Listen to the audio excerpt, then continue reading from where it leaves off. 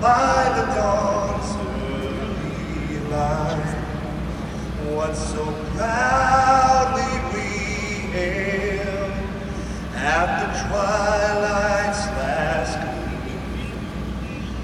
whose broad stripes and bright stars through the perilous fight,